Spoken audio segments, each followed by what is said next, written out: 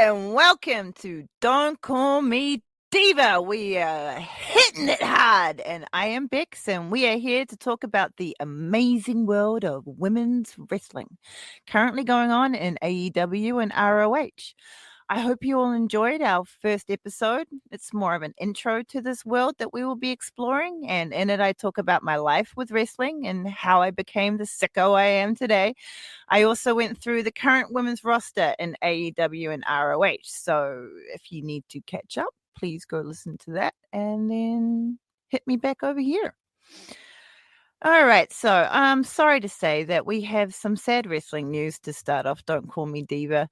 We have to tell you that Layla Hirsch is no longer with us with AEW and ROH. I mean, like, she's still alive. She's still with us. You know, she's not like passed on. But her current contract recently expired, and we say thank you so much for your service, Layla Hirsch. You are awesome, and you will go on to have an excellent career wherever you decide to go. And I hope that we get to see you soon, in a couple of years maybe. That would be awesome. All right, so we open up today's episode with a rundown of Dynamite. We are jumping in at episode 9 of 2025. And our women's match for this episode is Deonna Purrazzo from the Vendetta versus Harley Cameron. First up, though, we get the remarkable Renee Paquette, and she has the unenviable task of interviewing Chris Jericho. Renee's hair is looking great in a stylized but messy bun and some face-framing Lucy bit things. A silver chain necklace perfectly complements her silvery belt. And Renee is wearing an adorable pastel pink mesh top with butterflies. After politely knocking on Chris Jericho's door, Renee proceeds to ask her questions in her usual clear and very precise manner. When Chris Jericho rudely interrupts her by thinking he knows the true reason why Renee is here. Mic in hand, a quick yes, a change of topic, and suddenly Don Callis and Mark Davis emerge from Chris Jericho's room. Renee is taken aback by this sudden reveal, but also knows that this is going to be a good scoop. As Renee expertly maneuvers the mic between Callis and Jericho, my mind starts to wander as it does, and it suddenly occurs to me that Mark Davis is doing a damn fine Dean Ambrose impersonation. He is standing there, like, perfectly staring at me from, like, the depths of the Shield. But no, it's Mark Davis, the Australian, not Dean Ambrose, the ex-Shield member.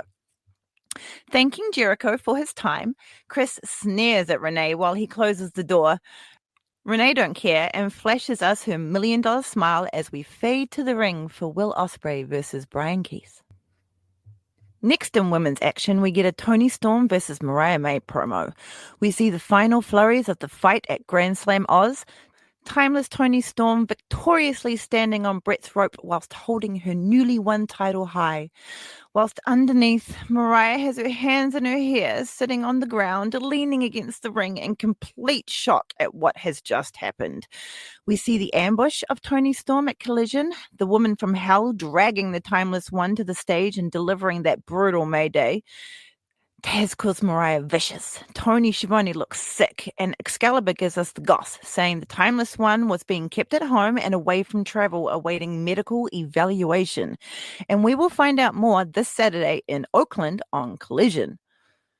Revolution is March 9th, and I have a small feeling it's going to be quite good. We get a strong promo package from Momo Watanabe, showing off all the brutality she has been recently doing in Stardom. No one swings a baseball bat like Momo. She's deadly with that fucking thing. Momo won the International World Cup at Wrestle Dynasty on January 5th of this year, which gave her the chance to challenge for any title, including AEW championships. Momo had to beat ROH World Champion Athena, CMLL's Persephone, who is very fucking cool, and AEW's Willow Nightingale for the opportunity. And Momo has decided to deepen her rivalry with Mercedes Moné and challenged her for her TBS title. Momo's first fight was at Forbidden Door as tag partner to Chris Statlander, but they were unsuccessful in beating Willow Nightingale and Tam Nakano, who is another legend and leader of the Cosmic Angels. At Capital Collision, Watanabe challenged Monet for her New Japan Pro Wrestling Championship, but after a very tough fight, Momo was unsuccessful in beating her. Momo is a decent threat to Mercedes Monet's gold. Her finisher is called Peach Sunrise, which is a bridging pump handle half Nelson suplex, and her B driver, which is a belly-to-belly pile driver, is also very deadly. Momo's entrance music is Dark Peach, and she has been in the Queen's Quest faction, in which Azumi and Io Shirai used to also be a part of. Now Momo's in Hate, and the faction is stacked. Almost every member is a multiple-time champion. Along with Momo Watanabe and their leader Natsuko Tora, we have my girl and current World of Stardom champion Saya Kamitani, and Konami, Thekla, Ruka, Rina, and junior member Azusa Inaba. This fight of Mercedes and Momo is going to rock, and I am so freaking pumped for it. Right after this promo, we go backstage to catch up with Four Belts Monet, who is coming out of her dressing room looking extremely happy with herself, dripping in championships. Rocking some TBS colors in her black and teal hair, the CEO is wearing a beautifully crafted wine lace bodysuit and the cutest little fluffy shrug jackety thing, and her CEO bling. It turns out that Mercedes Monet has booked out some TV time to call out Momo Watanabe and dares her to come face her backstage. Billy Starks happens to be hydrating herself off camera, and she must have caught the champ's eye because Momo was quick to drag her into this, calling her kid and asking if Billy had seen Momo around here anywhere. Being called kid broke Billy's brain, and she just stood there stunned. Momo, thinking her rude, expertly flips Stark's cup of water, splashing into Billy's face. That wakes Billy up, and as Monet goes to happily bugger off, she is stopped in her tracks by a frustrated scream from Billy Starks. Mercedes don't give no fucks about who this wet person is and does not take her seriously. Side note, Billy Starks is the former ROH World Television Women's Champion and has done heaps of cool shit over on ROH, which you can stream over on watchroh.com for about 10-ish US buckaroos a month. Mercedes is going off on Billy the kid, but Starks isn't going to let Monet talk all over her like that and get away with it without giving her a tongue lashing back, and she calls the CEO a narcissistic bitch. It turns out that Momo Watanabe was actually in the building and has started to come up to Monet from behind, wielding her trusty baseball bat. Billy Starks makes quite the literal quip about Mercedes watching her back, and when a confused Monet looks behind her, she sees Momo standing right there. Mercedes shits a brick and hightails it out of there, dropping her TBS championship in the process. Momo takes this opportunity to get her hands on the gold she is challenging for, and Billy tells her that the belt looks great on Momo. Then Starks looks dead at the camera and gives us her best school portrait face for about 3 very awkward seconds. After an in-ring promo from Skirt Skirt and Aha! The remarkable Renee Paquette catches up with Hangman Adam Page as he is leaving the building.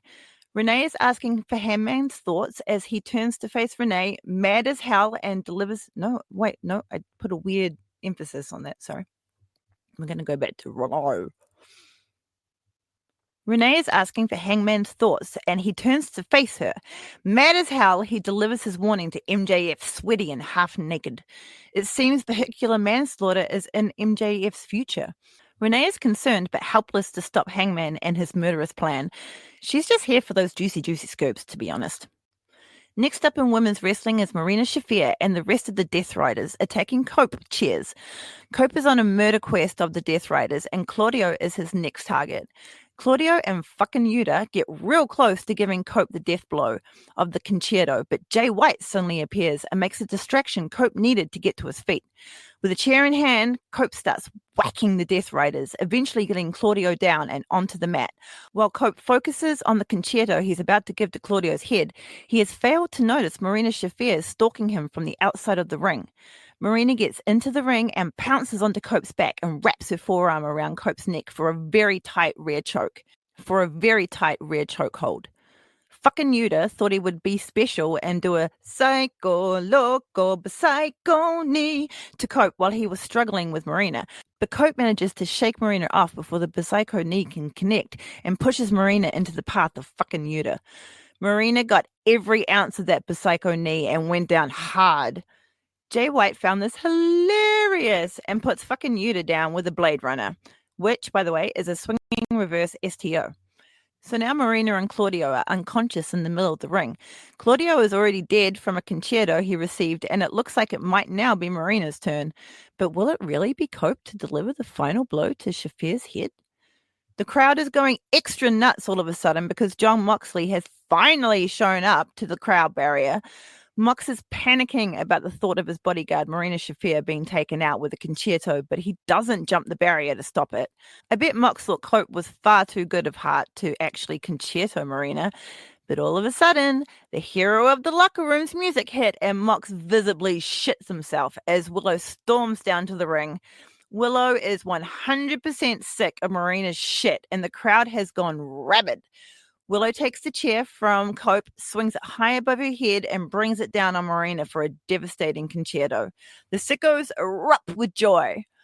Cue the music, namaste, and Cope asks Willow if that felt good, to which Willow seems to reply yes to, but there is still rage boiling up inside of Willow from all of the injustices the Death Riders have caused.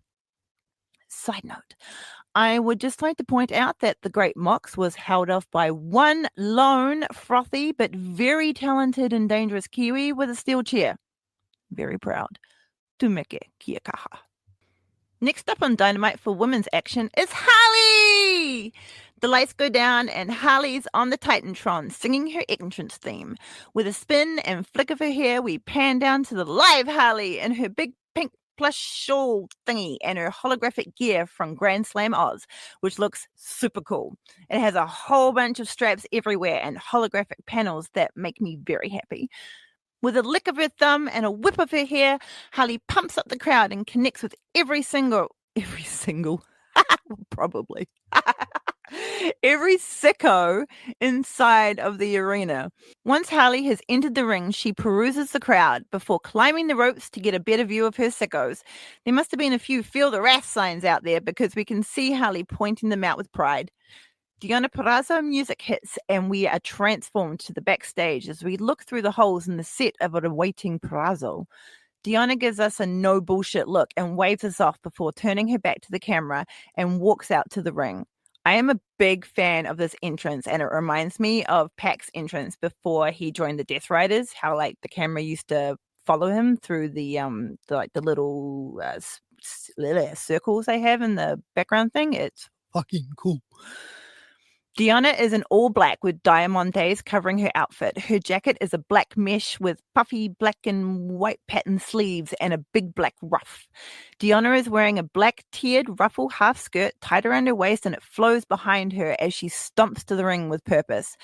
Deonna gets to the ring and takes her place in the center of it with a spin and takes a strong look at my magnificence pose. Harley looks a bit like Mox did when Willow's music played, but Harley shakes it off and prepares for the belt. Deonna stretches and then the two women circle each other to find that secret spot for the lockup. Deonna looks like she's going in for a collar and elbow tie-up, but instead uses her strength to shove Cameron to the mat. Harley lands on her face as her arms have been tangled up with Deonna's, and Purrazzo is very proud of her little ruse and grabs Harley by the hair whilst talking smack. Harley is fighting back, and while Deonna has her hair in a grip, Harley is punching at Deonna, and a few land in Purrazzo's gut, which starts to piss her off. With a hefty knee to Harley's abdomen, Deonna attempts to whip Harley into the corner, but Harley pulls out some quick footwork and reverses the attack, sending Deonna into the corner herself. But Deonna has been countered many a time before and was quickly able to put her foot on the bottom rope to turn and face Harley for a running attack. Harley sees this coming and goes for a lariat, but Deonna quickly ducks underneath Harley's arm and with ease turns to face Harley again. With some quick fake-outs that trick Harley into going for her front leg, Deonna is able to lure her in and she makes Harley pay for her rookie mistake. Deonna smirks at the crowd, pleased with her handiwork, and then slams Harley's head back into the mat. Now, the crowd knows Deonna's badass, but they are not happy with these arrogant games and boo her appropriately. While Harley clutches at the back of her head, trying to shake out the cobwebs, Deonna does her signature kicking of the dirt in her opponent's face while flipping the crowd off in her Italian way. Harley starts to get to her feet, but Deonna is on her and she hefts Harley onto her shoulders with malicious intent. Harley has regained her senses and starts elbowing Deonna's ear, neck, and the back of her head, causing Deonna to loosen her grip, and she releases Harley back down to the mat. Harley pushes Deonna to the ropes to set her up for a wheelbarrow turned arm drag, and we get a little peek at Taya Valkyrie watching backstage on telly. Not only is Taya the other member of the Vendetta, but it was Valkyrie who lost to Harley, giving Harley her first ever win. Taya must surely be plotting some sort of revenge for this. Back down to the match, and Harley's arm drag has sent Deonna into the far corner, but Deonna was quick to recover again, and she has pivoted to come full speed at Harley, who was ready for the attack. Deonna ended up running right into another arm drag, but once again was quick to recover, and this time Deonna was a bit more madder about it than before. Deonna's right arm gets caught by Harley, and she is quickly whipped around. Harley tries to pull Deonna into a headlock, but Deonna is able to twist her body away from Harley's body while bringing Harley's arm with her. Harley is spun around, and now her right arm is at the mercy of Donna Purrazzo. With Harley's right arm now belonging to Deonna, Deonna tries to drag Harley down to the mat, but Harley manages to fight through the pain and ninja rolls out of Deonna's grasp. Deonna stands back and allows Harley to recover, feeling in her arm while taunting Cameron that she almost hit her. Harley's felt the vice-like grip of Deonna now, and instead of backing down, she takes it on board and prepares for battle again. The women lock up, and Deonna quickly knees Harley in the gut, and Harley doubles over with pain. Deonna expertly puts Harley in a side headlock and proceeds to lead Harley around the ring by her head again. Harley shoves Deonna off her, and Deonna hits the ropes, running back at Harley, who quickly hits the deck. Deonna bounds over a speed bump Harley and proceeds to bask in her own glory, to which the crowd boos appropriately again. Deonna has stopped underestimating Harley and stops hot dogging to turn around and face Harley. Harley sprints at Deonna, who sidesteps Harley and bounces off the ropes. Deonna grabs Harley for what may have turned into a backbreaker, but Deonna didn't count on Harley going for a spinning head scissors, and Deonna was spun in a 360 by Harley's momentum and taken down to the mat. Deonna is tough and was able to get herself together and go on the attack with an intended lariat, but Harley was quick to grab Deonna's arm and twisted her around for a neckbreaker in the center of the ring. Harley went for the first cover of the match, but Deonna was able to kick out at 2. Deonna wasn't able to recover as quickly as she had to Harley's other attacks, but Harley didn't capitalize on this and instead took the time to catch her breath and shake the feeling back into her arm, which is important, but it was enough time for Deonna to regain some stamina, and as she was being whipped into the corner by Harley, Deonna reversed it and Harley hit the corner turnbuckle hard. Deonna sized her up and charged, but Harley was quick and slipped through the top and middle rope, so she was now facing Deonna, which is important, but it was enough time for Deonna to regain some stamina, and as she was being whipped into the corner by Harley, Deonna reversed it and Harley hit the corner turnbuckle hard. Deonna sized her up and charged, but Harley was quick and slipped between the middle and top rope, so she was now face to face with Deonna. Harley blocked the punch coming straight to her face and sent a high kick right back at Deonna that got her on the side of the head, sending her straight into the center of the ring. That kick by Harley did some damage, and Deonna was doubled over, rubbing her jaw. Harley took this moment to climb the corner to the top rope, but with lightning speed, Deonna runs at Harley's right leg, knocking it out from underneath her, and Harley tumbles down to the mat. With a look of pure menace, Deonna runs at Harley and pump kicks Harley in the head with the heel of her boot. Harley collapses heavily to the apron and lands on her back, dazed. Deonna takes a few moments to gloat, but does not take her eyes off Harley. As soon as Deonna sees that Harley is trying to walk it off on the outside, she bounces off the ropes, runs at Harley, and baseball slide kicks Harley right in the head, causing her to go flying. Deonna feels more satisfied now with Harley's incapacitation, and this time she takes a moment to lean against the ring, telling us to all feck off. Harley is in a bad way, and she still hasn't gotten off the ground and seems to be having a lot of pain in her right arm and shoulder. Deanna helps Harley to her feet by grabbing her head and slams her head into the ring with force. Harley is flung down to the ground and tries to crawl to safety, but with Deanna Perrazzo, there is no safety. Deanna comes up on Harley again, dragging her around the outside and slams Harley's head into the ring once again. This time, Harley hits her jaw real bad, and you can see her wincing when she touches it. Deanna is in her element and delivers a nasty chop to Harley's chest. The ref looms over them, reminding them that they have until 10 to get their asses back into the ring. Deanna throws Harley back into the ring as the ref hits 7, and Harley struggles to get to her feet, but is unsuccessful. Deanna grabs Harley by the hair, whips her around for a hard short lariat, and takes Harley back down to the mat. Deanna goes for a cover, but doesn't secure Harley's leg well enough, and Harley is able to use them to give herself some extra oomph to kick out at 2. Deanna gives the ref a look that I definitely would not want to receive, but the crowd are loud, cheering Harley on. Deanna regroups and goes to lift Harley up by the hair, but Harley is fired up by the crowd and delivers a heavy forearm to Deanna's face. Deanna is rocked, and Harley manages to land 5 more forearm shots to Deanna's head. Deanna is breathing heavy and slightly doubled down, so Harley runs to the ropes for momentum. Deanna isn't damaged enough, though, and she runs down Harley, causing Harley to catapult her own face into Deanna's elbow. Harley is now hurting and in the middle of the ring, while Deanna makes enemies with the crowd. Deanna is incredibly proud of herself and basks in the glory of the boos that rain down upon her. Harley crawls to Brett's rope and tries to use its healing power. Deanna tries to help by coming up to Harley from behind and leaning on the back of her neck with her shin, pushing Harley's neck into Brett's healing rope of power deeper, choking Harley. Deanna is pissed that the ref has the audacity to make the 5 count that forces Deanna to release her leg from Harley's neck. Thinking of nothing but pain, Deanna forces Harley face first back into the top turnbuckle. Harley turns to face Deanna, but Deanna has Harley stuck in the corner of the ring, and the ref is once again counting to 5. Deanna considers the consequences of laying hands on the ref for a second before deciding to focus on Harley and goes to give her a sharp chop to the chest. Harley's like, fuck that, ducks Deanna's incoming chop and pushes Deanna into the corner, where she gives her 3 rapid-fire chops to the chest. Harley goes to whip Deanna into the opposite corner, but Deanna counters it again and tries to do the same thing back to Harley, but Harley then reverses Deanna's reverse and sends Deanna finally crashing into the corner. Deanna also has a case of the fuck nose and boots Harley in the face as she's running full speed at her. The force of the kick sends Harley back into the center of the ring, and once again she reaches for her jaw. Deanna is hella mad now and brings down a heavy forearm shot to Harley's back, causing Harley to crumple to the mat.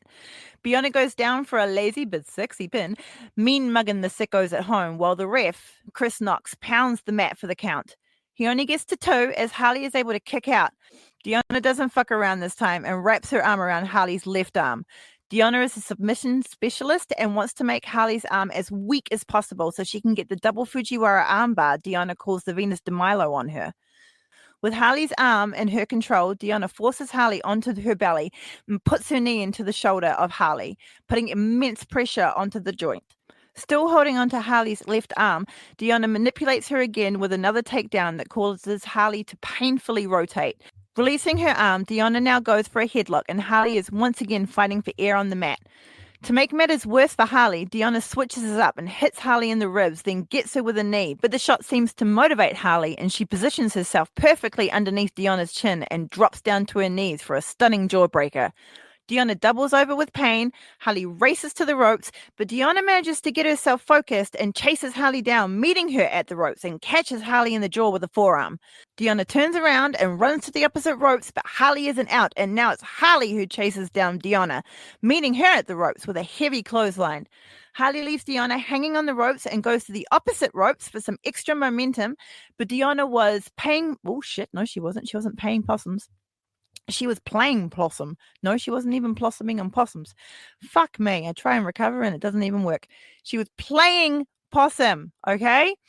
And charges at Harley and gets her in the gut with a spin kick. Deanna is a 13-year vet and her stamina is tough to combat. Deanna hits the ropes, runs at Harley and knees her in the face before Russian leg sweeping her to the ground. Deanna tries for a pin, but Harley kicks out at 2. Both women take a moment to catch their breath this time and think about what their next move will be. The crowd takes this moment to pump them both up, and it's Deanna who first gets to her feet. Deanna picks Harley up and places her upside down on the top rope. Harley's feet are caught underneath the top turnbuckle and she is unable to free herself. Deanna sets herself up in the opposite corner with nothing but pain in mind for Harley. Deanna lines her up and charges at Harley, but Harley has managed to free her left leg and cracks Deanna on the top of her head with a foot. Deanna is rocked. Harley flips to her feet, lures Deanna in, and nails her with a back elbow to the jaw. Deanna comes in again, and Harley blocks her attack, repeatedly hitting Deanna in the face with her forearm. Deanna pushes her back, but Harley pulls on the brakes and pushes past Deanna, causing Deanna to have to turn and face her again. Harley only needs this moment of time to set up for an enziguri and clocks Deanna across the jaw with her foot. Deanna is brought down to her knees and collapses on all fours while Harley screams, "Feel the wrath!" Harley takes off at full speed, hitting the ropes and slams Deanna, hitting her with a shining wizard. Sidebar? There is something about the name Shining Wizard that makes my eyes roll.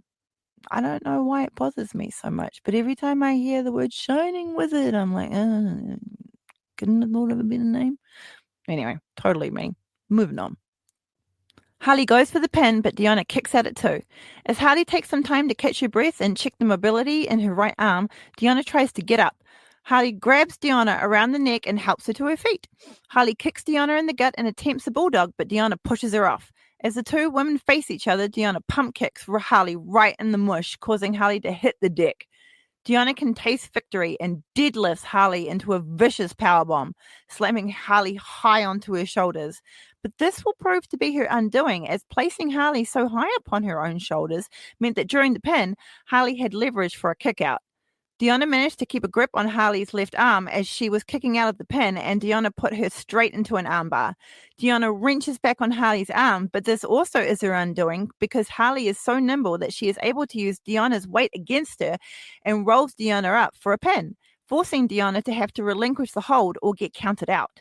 Deanna now goes to Brett's healing rope of power and gets to her feet, attempting to clothesline Cameron, but Harley has a new trick up her sleeve. With a battle cry from her depths, Harley performs a swinging net breaker to Deanna, knocking her cold long enough to get a 3 count. The crowd goes absolutely bananas. The ref raises Harley's battered arm in victory. Deanna is recovering the ring and is clearly pissed. The vendetta might just have a vendetta now against Miss Harley Cameron. To end our women's coverage on Dynamite, we see that Cope and Willow and Jay White are being good Samaritans and making sure Claudio and Marina get off safely in the ambulance. Now, that was a fucking brilliant Dynamite. I really enjoyed that. Not only were the women's segments and the women's matches like really entertaining, but, you know, the boys did a good showing as well. You know, golf clap to everyone. It's time for Collision, and I am excited because we get a promo from Julia Hart with Brody King from the Hounds of Hell. Julia is calling out the one and only herself, Queen Aminata. With a happy smirk on her face, Julia Hart assures Queen Aminata that the heart always wins. Okada bumbles out of his dressing room right at this moment, and I think he might have some future troubles with Brody King. But that's for someone else's podcast. The CEO, Mercedes Moné, is here, and she is not playing around this time. She is all business. Our CEO is in a two-tone fluffy shrug jackety thingy and a gorgeous black bodysuit. Business shades and her CEO bling, but only 3 of her championships. Moné seems to be missing an important piece of gold. Does Momo still have possession of her TBS title? Our questions are quickly answered, for before Monet can even finish her introduction, she comes upon a wild Billy Starks, who has the TBS title belt in her hands. Mercedes is like, "Bitch, give me my belt," and quickly takes it off Starks, cradling it in her arms and giving it a welfare check. Billy Starks was not there by accident, and she has a message for Monet from Momo. Momo asks that Mercedes enjoys her TBS championship because at Revolution, Momo is going to take it from her. Billy Starks had a bit of payback in mind too and threw her cup of cold tea in the face of the CEO and walks away. This might have been a mistake because Mercedes is now furious, and I don't think Billy Starks can take on the CEO. Goodness gracious. Our next promo is brought to you by the Timeless One herself. Direct from her hospital bed, our brave hero makes her statement. Timeless Toni Storm looks delicate yet regal in her white silk robe. With her hair uncurled and in a neck brace, Timeless Toni Storm fights through the pain and with a croaky voice delivers the line, "Darling, let's get lucid." Toni tells us what the last week has been like for her. The people wondering if she will ever walk again. Has this all been worth it? Her 15-year-long slog in the wrestling industry, only to now be plagued by a woman who, in Toni's own words, won't let her wake up? Whatever that means. And we know Toni. She doesn't say anything lightly. So what exactly is Mariah May not letting Timeless Toni Storm wake up from? But Timeless Toni Storm will not lay down for anyone and says that if Mariah wants her world title, she can take it from her cold, dead hips. After taunting Mariah some more, Timeless Toni Storm raises herself up a little to enhance the seriousness of her words and tells Mariah that Oz was just foreplay. That's the first time I've heard that. If you want a Hollywood ending, well, so do I. Timeless Toni Storm then lays down her challenge. No DQ. Falls count anywhere in the building. Timeless Toni Storm has one last thing to say to the woman from hell, and while ripping off her neck brace, she asks Mariah if she believes in God, for soon she will be meeting her. Insane. Revolution, once again, is March 9th, people. Let's fucking go! When we get back from the break, we see that Harley Cameron has joined the commentary desk. It seems she would like to have a little chat about her match on Dynamite. We get a little recap, and Harley points out that the commentators never mentioned the name of the spinning neck breaker Harley used to defeat Deonna. My heart jumps a little as I have been dying to know what Harley's new finisher is called. No one knew, and it was driving me nuts. I was even going to put it out to you all to see if anyone had an answer. Nigel, of course, wasn't there and instantly slides himself verbally out of trouble, but Tony Schiavone had no such luck. But instead of blasting Tony, Harley simply wants some help naming her new finishing move, and it so happens that Tony had the perfect name for it. So Harley Cameron's finisher now has its name, and she could not be happier about it. She thanks Tony for his wonderful suggestion and celebrates with a "Feel the wrath!" It's called her finishing move, by the way. Her finisher, the spinning net breaker, is called her finishing move. All right. Alicia Atu is backstage interviewing the Cookie Boom guys. Alicia looks classically gorgeous with her hair up, makeup on point, gold necklaces that go great with her skin tone, and a princess cut brown dress with a chain belt. The dress has a cool pattern on it, but I don't have the fashion words to describe it other than it looked great on her. Johnny TV barges into Father Boom, and those two have a thing, and staying reporter neutral, Alicia keeps out of it, and Alicia expertly captures the smack talk. Well done. Finally, the lights are down, and Julia Hart's music hits. Finally, the lights are down and Julia Hart's music hits. Julia is in her black and red and silver gear with her dark avant-garde ring jacket and walks to the ring after singing the iconic line, "The heart always wins." Julia's slow walk to the ring is in perfect step with the music. This song is so fucking cool. Once Hart is in the ring, she climbs to the middle rope perfectly between the two ring posts and does her pose. With the length of Julia's jacket hanging down to the mat and her arms raised to her shoulders, Julia looks like she is floating on a black mist. It is so fucking cool. But soon the mood is taken over by the funky beat of Queen Aminata's music. Queen Aminata's entrance theme is perfect for Dirty Dancing. The one and only comes out in a beautiful white lace cloak and fern crown. Her gear is a colorful two-piece in blue and orange and gold with matching arm sleeves. Queen Aminata is never low on confidence, and she has every right to be. She is strong, fast, and smart in the ring.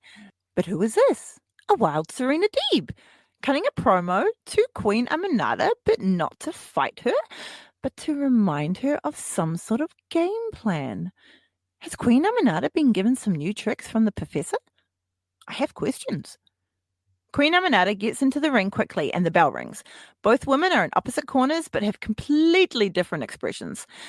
Julia Hart looks ready to play with her food, and Queen Aminata looks back with mild amusement at her arrogance.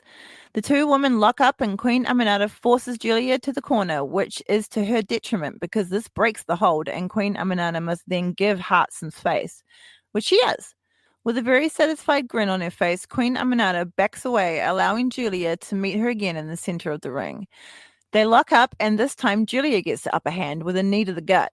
Queen Aminata doubles over, and Hart gets her into a side headlock, absolutely wrenching on Queen Aminata's head. These two women are going to squeeze each other's head off so much in this fucking match. I really hope the two of them are okay. Queen Aminata is able to use her right foot to buckle Julia's knee down to the mat. Queen Aminata then twists Julia's arm, stepping over it to administer some bootylicious time onto the back of Julia's skull. Stepping over again, Queen Aminata grabs Julia's head in a front face lock, then quickly changes to a side headlock and takes Julia down to the mat. Still in the side headlock, but now Queen Aminata's body weight is pinning her down to the ground, making her vulnerable to a 3 count. Julia uses her strong legs to shimmy out of the one and only's grasp, but ends up having to kick out of a pin attempt. This at least moves Queen Aminata off of Julia's body so that she is able to get to her feet, still in the side headlock, but with a bit more space to deliver some shots to the gut of Queen Aminata. The third forearm breaks Queen Aminata's grip, and Julia quickly gets Queen Aminata into a side headlock of her own. Queen Aminata uses her strong arms to push Julia Hart's jaw away from her, forcing Hart's neck into a bad angle. This brings Hart to a knee, and Queen Aminata quickly takes control of Julia's left arm so she cannot use it, and puts Julia's head into her vice grip once again.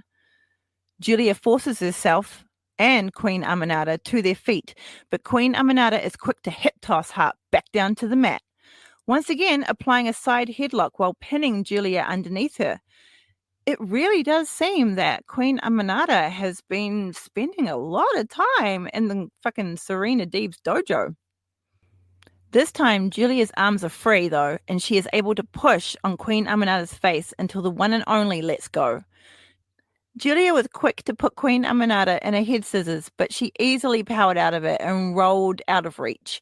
Both women get to their feet, stare at each other for a moment before getting ready to engage again in combat. They lock up, and this time neither woman can get the upper hand until Julia gives 2 stiff kicks to Queen Aminata's midsection. Gathering momentum from the ropes, Julia flies at Queen Aminata and lands a spinning head scissor takeover, or tieres. Queen Aminata is catapulted into the corner. Julia charges at her, and Queen Aminata hits hard. No, she doesn't. Julia Hart charges at her and hits Queen Aminata hard. With a satisfied smile to us at home, Julia runs to the next turnbuckle to gather up speed and hits Queen Aminata with a back elbow and pretty much slams Queen Aminata with her entire body. Julia throws Queen Aminata into the center of the ring. Queen Aminata ninja rolls, but is quickly caught behind by Hart, who instantly tries to pin her. Queen Aminata is in no way done and kicks out at 1. While Queen Aminata tries to assess the damage to her lower back, Julia wraps her left forearm around the one and only's neck, speaking what can only be demonic incantations into the Queen's ear. Queen Aminata is like, fuck that noise, and slips out of Julia's grasp with a stiff elbow to Hart's gut. Julia must have avoided the second one and gotten control of Queen Aminata's arm, because soon Queen Aminata was whipped into the ropes with Julia coming straight at her. As Queen Aminata hit the ropes, she was met by Hart's forearm. When Julia ran to the opposite ropes for momentum, Queen Aminata was right behind her, ready to hit Hart with a forearm of her own. Julia took a heavy shot to the chest, but was not out. Queen Aminata ran to the opposite ropes to get herself some speed, but hadn't counted on Julia being able to run up on her and serve her another portion of prime beef forearm. Queen Aminata is tough and took the heavy shot well, chasing down Hart and buckling her knee with a heavy chop. Julia went down and wasn't able to defend herself as Queen Aminata took her foot in hand and repeatedly lifted Julia's leg and slammed her knee into the mat. While she does this, the commentators Nigel and Tony ponder if this might have been some of the tricks taught to her by the Professor Serena Deeb. Queen Amanada stands over Julia, looking down upon her as if she were nothing, watching Julia grab her knee in pain with pride. It's taking a while for Julia Hart to recover, and Queen Amanada is able to again take control of the left leg of Hart and kicks her twice, brutally in the back of the knee. Holy frickin' fraggles, my own leg gave out when I saw that. No, thank you very much. This is why I talk about wrestling and not engage in combat. Queen Amanada wraps her arm around the left leg of Julia's and used the force of her body, hitting the mat to wrench down on Hart's knee, causing her even more pain. Queen Amanada has created a weakness, and now she will attempt to capitalize on that weakness. Queen Amanada goes for a pin, but Julia is still able to kick out at 2. Julia tries to get the feeling back into her knee whilst also trying to avoid Queen Amanada, but is unsuccessful in both. Queen Amanada grabs a handful of Julia's hair and performs an excellent snap suplex that sends Julia flying to the opposite side of the ring. Julia does not get a moment to breathe before Queen Amanada grabs Hart's damaged left leg and twists it around Brett's healing rope of power. Julia is screaming in agony, but will the power of Brett's rope recharge her batteries? I thought Queen Amanada was backing off, but she was just running to the ropes for extra momentum so she could drop kick Julia's knee that was still draped over the third rope. This caused Julia Hart to scream out with agony, and Queen Amanada dragged her by her damaged leg into the middle of the ring for another pin attempt. Julia kicked out at 2, but it was weaker than before. Queen Amanada looked tired herself, but mainly frustrated, and she slapped Julia hard on the back. The one and only got to her feet and went straight back to her target, Julia's left leg. Queen Amanada positioned Hart's leg so she could come down hard on Hart's knee with her own. Julia is pinned while Queen Amanada kneels on her damaged knee.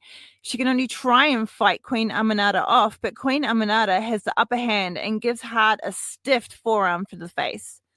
Queen Amanada is not letting Hart's knee get any rest as she delivers another knee to the back of Julia's leg. Dragging Hart around by the foot, Queen hits her again with another devastating knee to her severely damaged leg at this point. Just for kicks, Queen Amanada then lines Julia's leg up and football kicks the back of her leg. If Queen Amanada hadn't been holding onto Julia's foot, she would have been in the rafters. Julia beats at the mat to get some focus because Queen Amanada is circling in fast, and before Julia can get up, Queen Amanada is already putting knees to Julia's ribs. After 2 shots, Queen Amanada pins Julia's chest to the mat and puts Hart into a single leg Boston Crab, wrenching deeply on Julia's fucked left leg. Like, that woman's got to be in some serious pain. And if she wasn't before, she definitely would have been now, because after that, Queen Amanada pulls on Julia's arm so she is in a downward dog type pose.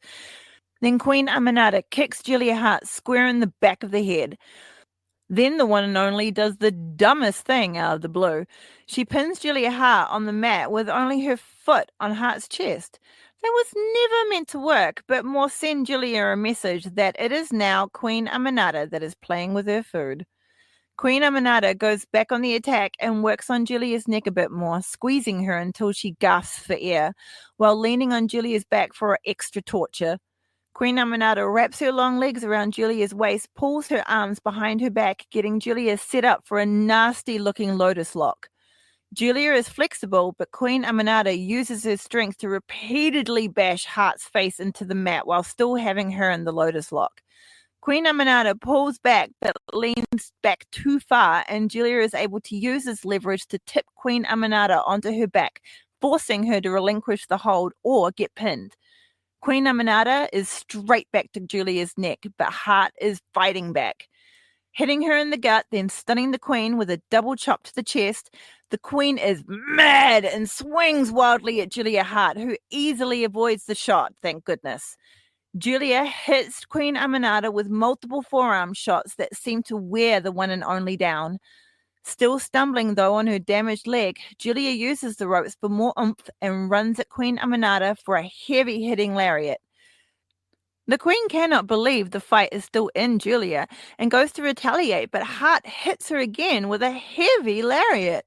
Julia uses the ropes again, and once again, Queen Aminata swings wildly, and Hart ducks under her arm and grabs Queen Aminata from behind in a waistlock. The one and only has been working with Deeb, so easily performs a standing switch and puts Hart in a waistlock of her own. Queen Aminata hefts Julia up to perform a power move, but Julia is slippery and she instantly forward rolls underneath Queen Aminata, flipping her down to the mat and onto her back. Julia sits down on Queen Aminata's chest and locks her legs in place, but Queen Aminata is able to kick out before 3. Julia fakes taking a breather in the corner, and Queen Aminata races at her for an attack. With Julia's plan a success, she sidesteps the one and only and runs to the ropes. With the challenge of a battle cry, Queen Aminata runs out of the corner to meet Hart, but Hart has a present of pain for the Queen and hits her in the chest with a flying double axe handle. Julia hits the Queen again with a double axe handle. Queen Aminata really felt that second one and mistakenly gave up her arm to Julia, who uses it to keep the Queen in place whilst chop slamming her down into the mat. The Queen is flat on her back while Julia delivers her standing moonsault into the pin. Queen Aminata is hurt, but she is still able to kick out at 2. Julia is visibly pissed that didn't work, and a look of pure evil determination comes over her face. Julia takes control of Queen Aminata's right arm and locks it between her legs. Queen Aminata knows what Julia is trying to do. Julia is attempting to put the Queen in her devastating submission, heartless. Queen Aminata desperately tries to fight the move being locked in, but Julia Hart is a specialist and she has worked tirelessly to perform this move. Hart locks it in. Queen Aminata is in immense pain but won't tap out. Instead, she uses strength in her legs to seesaw her body towards Hart and manages to get Julia on her back for a pin. Hart has no choice but to release the hold and escapes the pin at 2. This time, it is Queen Aminata who pounds on Hart's chest with a double chop. Julia is hurt and this time goes to the corner to rest for real. Queen Aminata bazookas herself at Julia but runs right into Hart's feet, and Julia slams Queen Aminata down to the mat hard. Positioning the Queen precisely where she wants her, Julia stomps her in the gut and makes sure she stays there. Julia steps up onto Brett's healing rope of power on her way to the top, hoping to gain a little health back as she sets herself up for what might have been a moonsault into a double stomp. But when Julia lands, there's no Queen Aminata under her feet. Queen Aminata had managed to get to her feet and hit Julia smack bang in the middle of her forehead with a hefty headbutt. Julia is rocked and falls down to the mat, leaning against the bottom rope. Queen Aminata bounces off the opposite ropes and sprints towards Julia, nailing her dead in the face with a nasty-looking running knee. Queen Aminata drags Julia's unconscious body to the middle of the ring by the legs, rolls her up for the pin. 1, 2, 3, and Queen Aminata wins the match while staring down the camera. Queen Aminata scoffs at her opponent, turns to her adoring fans, and starts blowing kisses as she leaves Julia laying in the ring. Brody King comes down to check on his teammate because he's a good cunt. But it seems like Okada has been keeping tabs on Brody and sneaks up on King, absolutely nailing Brody in the face with his Continental title bout. Both members of the Hounds of Hell are down, while Okada barks and gives us the finger. All right, now we hit ROH, and it's the 27th of the second episode of ROH. This is my first watching of an ROH show as well. So I am super excited to go through this with everybody. It's the debut of La Catarina from CMLL, and she is versing Lady Frost in the second match of the night on Honor Card. La Catalina's theme is a self-titled theme, but I couldn't find out who made it. So if you know, please leave it in the comments. I would really appreciate it because I'm a nosy motherfucker. This is my first time seeing La Catarina, and I am in love. Her music is an absolute bop, and La Catarina shimmies her way to the ring with a very contagious smile. My eyes lit up, and I couldn't stop smiling the whole time. La Catarina has gorgeous dark and pink chocolate hair, and her makeup is on point, as they all are. I want those sparkly silver hoops that she is wearing because they are insane. They're like huge and they're just so sparkly that they blind you. Fucking love tack. And her gear is also super cute. La Catalina is wearing a one piece with white sleeves and decal, pink around the collar and lining of the front zipper. The rest of it is black and she looks divine. Oh, burp break. La Catalina bounces up to the third rope to address her adoring fans and is humbled by their love and adoration. Another little shimmy for the fans before the wolf's howl of Lady Frost's entrance music hits. We go over... Oh, no, sorry. We went over Lady Frost's finisher and theme in episode 1, which is, funnily enough, the episode directly before this one. So if you haven't heard it by now, you know what to listen to next. But hurry back because episode 3 will be out before you can even blink. And it's going to be awesome. I haven't written it, but it's going to be fucking awesome. Lady Frost's music is dark and epic with a sense of journeying being taken somewhere dark and cold. Lady Frost herself comes out in her white cloak with a giant fuck-off wolf's head on her shoulders. She is wearing an all-silver one-piece with cool cutouts showing off her abs and bosoms. Lady Frost looks super cool, and I freaking love her. Sidebar, you'll hear that a lot. I don't give a fuck. I fucking love women's wrestling. Basically, everyone I talk about, there will probably be some aside of, oh, she's so fucking cool. Because she is so fucking cool. Unless she's a dick. And then she probably still is fucking cool. Lady Frost's hair is as black as coal with 2 perfectly white streaks on either side. Lady Frost is feeling sexy and confident as she shimmies out of her cloak and shows off her impressive biceps and back muscles. The woman is fucking stacked. Lady Frost turns to the crowd with a big smile and pumps them up even more, raising the energy in the room. Catalina and Lady Frost meet each other in the ring and shake hands, as is tradition. The bell rings and we're off. The women circle each other briefly before engaging in a quick lockup where both women tried to get the upper hand, but instead ended up doing the power version of putting 2 magnets together the wrong way. And they bounce back off each other. Both women seem to respect the strength of each other and prepare to lock up again. This time, Katarina goes for the quickness over strength and gains control of Frost's arm, twisting her around, locking her fingers around Frost's waist and toe trips her to the mat, face first. Lady Frost manages to protect her face from impact, but La Catalina still has her arms locked around her waist and is ragdolling Frost to the mask. No, she's not ragdolling Frost to the mask. She's ragdolling Frost to the mat, making it difficult for Frost to recover. La Catalina gets control of Lady Frost's left arm and pulls it under herself while forward rolling over Lady Frost, forcing Lady Frost to go with her. Lady Catalina pins Lady Frost to the mat, but it's not enough to keep the Ice Queen of Murder Gymnastics down, and Frost has plenty of core strength to push herself out of the pin with ease. The women back off from each other, with Lady Frost giving La Catalina a cheeky little smile and a shake of her finger, implying that it wasn't going to happen that easily. La Catalina's like, well, shit, and prepares for plan 2. Katarina lures Lady Frost into another lockup, but instead of engaging, La Catalina wraps her right leg around Frost's left like a snake, which brings Frost crashing to the mat. La Catalina flips Frost over onto her front, having complete control over both of Lady Frost's legs. La Catalina manipulates Frost's legs into a figure 4 shape before wrenching them back towards Frost's own butt. Lady Catalina then quickly goes for Frost's head to put her in a front face lock, but Frost wasn't bothered and was already getting to her feet whilst gaining control of Catalina's right arm. It was Catalina's turn to be twisted to the mat, and while on her back, Frost tries to go for a quick pin.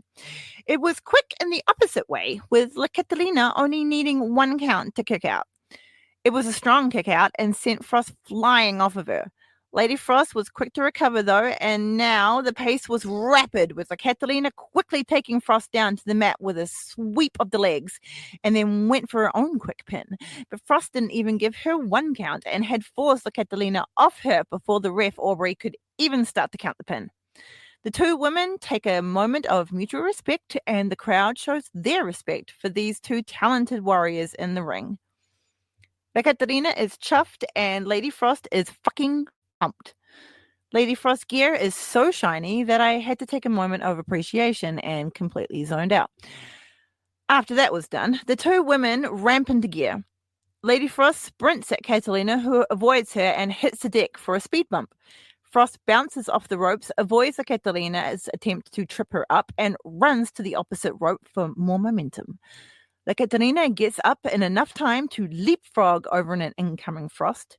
Frost ninja rolls under Catalina, hits the ropes, and narrowly misses Catalina's attempt to monkey flip her by diving over Catalina's legs. Frost turns. Catalina tries to get her with a short arm lariat, but Frost ninja rolls again before doing a back handspring into a wheelbarrow. She successfully manages to get Catalina down with a head scissors takeover. Catalina tries to recover in the corner, but Frost is quick to pounce, and Catalina fights her off with a back elbow. Frost had not expected such a heavy blow and stumbles backwards. With more rage than sense, Lady Frost runs at Catalina again, but Catalina sidesteps her, and now Frost is in the corner. Catalina lays a hefty forearm to Lady Frost's chest before whipping her out of the corner. Frost manages to counter that and sends Catalina running to the corner instead. Frost is right behind her, but Catalina has the ring sensed and jumps to the bottom rope, springing upwards, completely avoiding Frost, who is now again between Catalina and the corner of the ring. Catalina hits Lady Frost with a forearm shot and then throws her out of the corner to the opposite side of the ring. Before Frost can recover, Catalina mows her down with a lariat. Frost gets up only to meet another lariat from the Lucha Lariat dynasty. Frost gets up for the third time and instantly gets hit with a dropkick from Catalina. You can see Frost is hurt, and Catalina tries to monopolize on this moment and goes for a pin. Frost is not out, though, and kicks out at 2. Catalina is like, "You're kidding, right?" and chastises the ref on what she perceived was a slow count. Frost is still down on the mat when Catalina grabs her head, pulls Frost into a sitting position, and puts her in a chokehold. Frost now has to get to her feet whilst having Catalina weighing her down and choking her out. Frost hasn't faded yet and fights hard to get to the bottom rope and breaks this potentially match-ending hold. Catalina is an honorable woman and releases the chokehold as soon as Frost grabs the ropes. The crowd claps approvingly. Catalina's kindness quickly turns to anger, though, as she brutally positions Lady Frost neck first on the middle rope. Not even Brett's healing rope of power can help Frost with this predicament. But Aubrey can, because this is illegal as fuck, and the ref makes Catalina release Frost.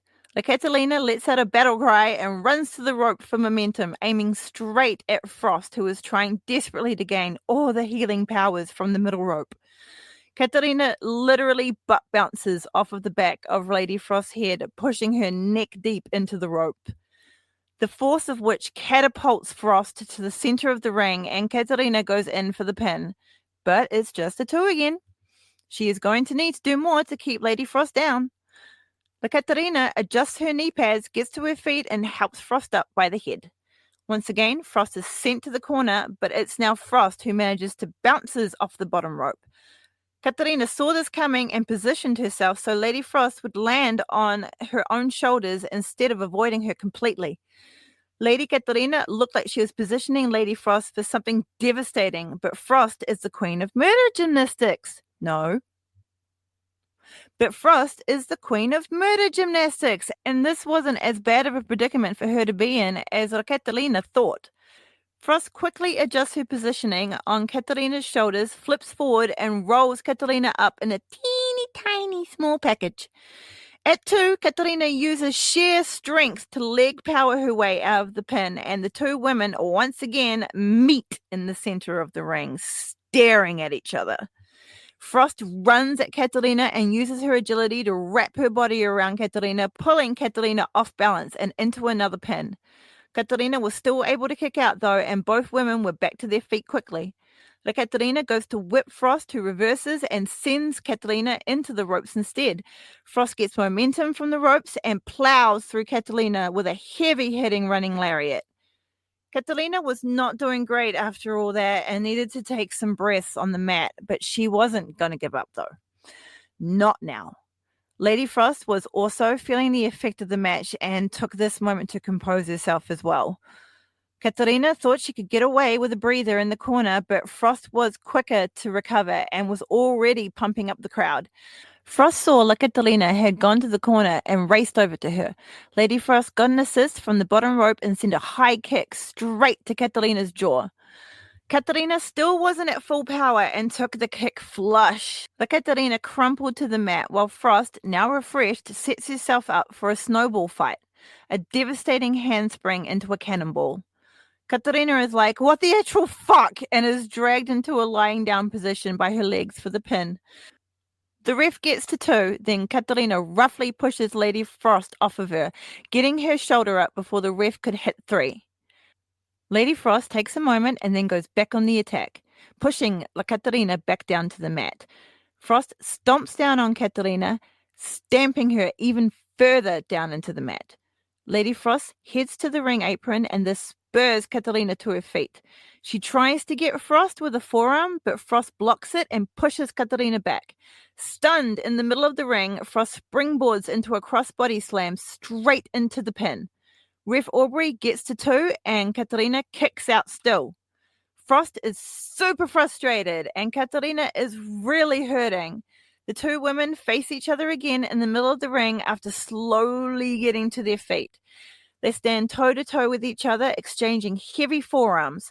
La Katarina tries to get the upper hand by sending an Uber Eats order of rapid-fire shots to Frost's chest. Thinking that Frost is down, La Katarina runs to the ropes for momentum. But Frost has sent the order back and met La Katarina at the ropes, giving her a stiffed forearm to the chest. Frost runs to the opposite ropes, but this time it is La Katarina who is quick to catch up and gives Frost a stiff forearm of her own. Both seem to be thinking of the same thing because Katarina goes for the ropes and again Frost is on her tail right there to give Katarina another stiff lariat. Frost leans on her a little bit longer to make sure Katarina is going to stay there this time and turns to take a quick run up from the center of the ring. Katarina is more with it than Lady Frost thought, though, and Frost turned only to be greeted by Katarina's running knee. Frost takes it like a champ and gets to her feet with another battle cry. La Katarina cannot react in time, and Lady Frost gets her with a waistlock and powers her over her head for a German suplex. Both women are now down on the mat and take a moment to recover, each taking advantage of the other's exhaustion. Ref Aubrey tries to check on both women, but they are already planning the next move and pay her no attention. As they both get to their feet, it's Katarina who first tries to get the upper hand, but Lady Frost kicks off Katarina's leg from underneath her and Katarina goes down to one knee. She manages to duck a head kick, but gets hit with the second kick to the head from Frost. Frost cartwheels into the Chiller Driller, which is her spinning air raid crash, and dumps Katarina down to the mat. Lady Frost covers for the pin, but Katarina is still able to kick out before 3. After some small frustration, Frost is determined to get the win against Katarina, who happens to also have a title challenge against the Forever Champ Athena coming up soon. Frost heads to the top rope with a plan in mind. Katarina can see Frost is getting up to fly at her, and she struggles to get to her feet, but gets hit with a flying corkscrew and finds herself in another predicament of pinning situations. This enrages Katarina and she powers out of the pin at 1. Lady Frost is hurting now and is slow to get to her feet. Frost sees Katarina is resting in the corner and runs to attack her, but Frost failed to notice that Katarina had dropped both of her arms over Brett's healing rope of power and has managed to get enough health to avoid Frost's attack and toe trips her face first into the middle turnbuckle. Katarina was inspired by the turn of events and slams Frost's face repeatedly into the turnbuckle a few more times.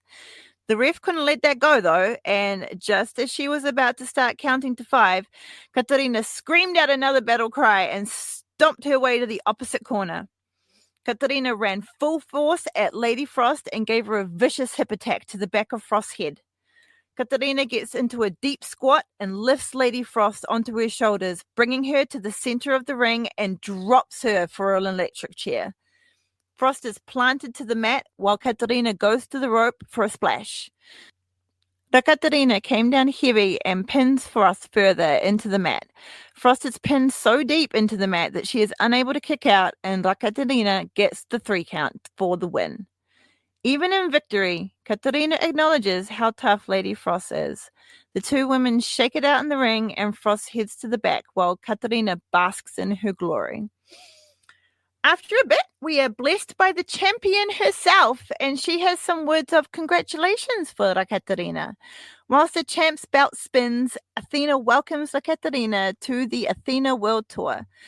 Then Lady Frost catches a stray when Athena refers to her as a little popsicle.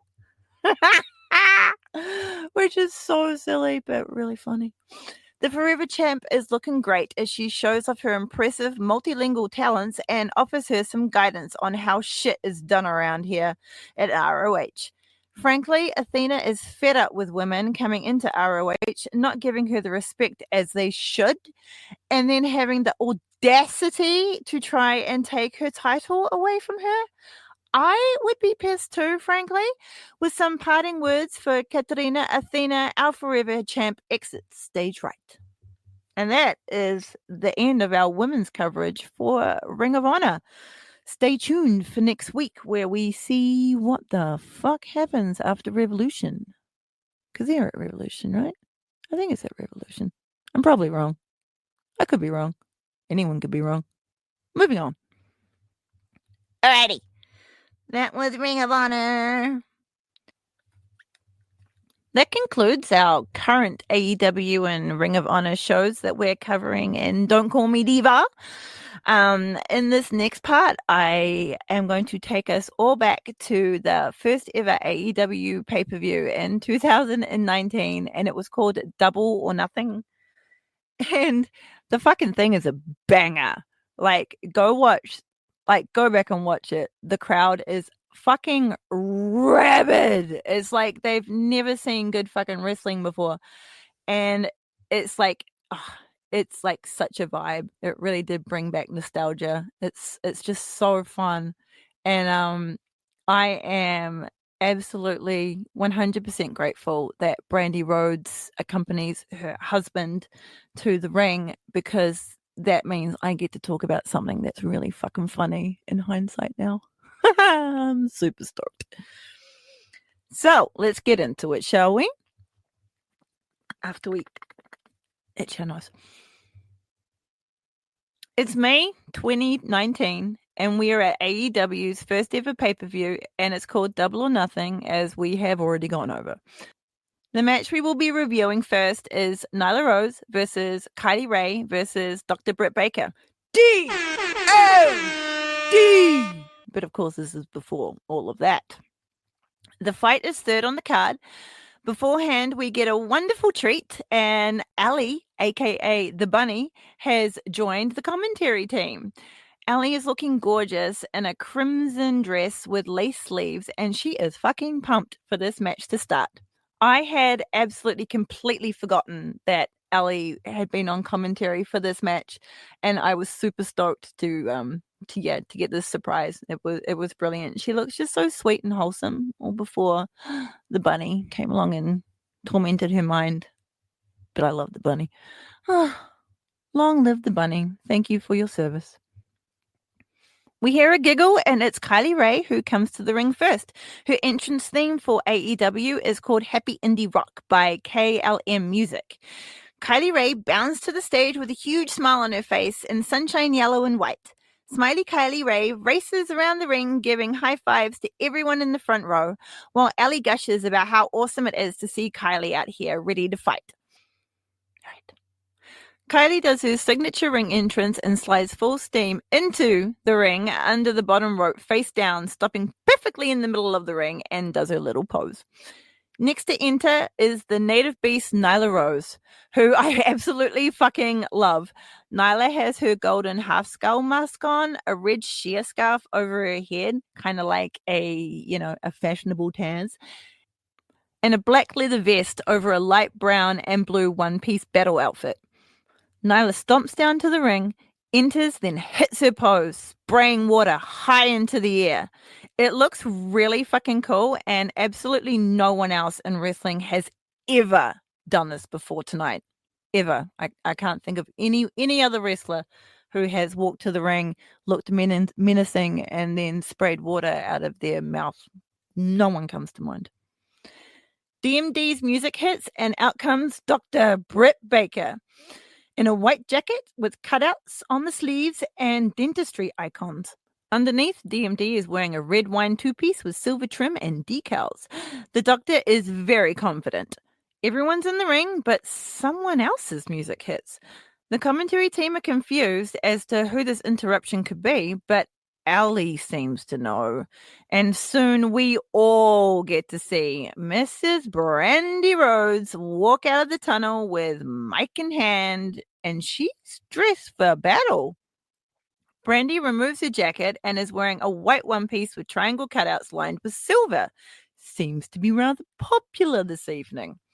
Underneath, Brandy is wearing a multicolored sparkly bra, which is kind of a little tacky. It kind of stands out, but I mean, hey, the woman can do whatever fashion she wants. So just to me, it just seemed a little bit like, who the fuck am I, right?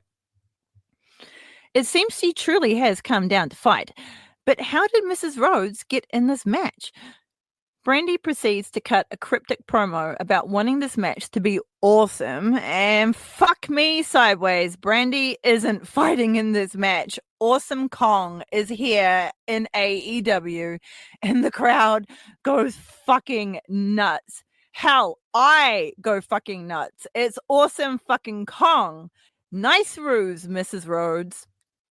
And looking back on it now, I fully remember the excitement building up in me when I realized that it was Awesome Kong coming out, because I hadn't fucking seen her fight in ages. I think TNA was the last match I saw her in, and I just thought she was fucking brilliant, so fucking cool. Kong is looking fine as fuck in black leather.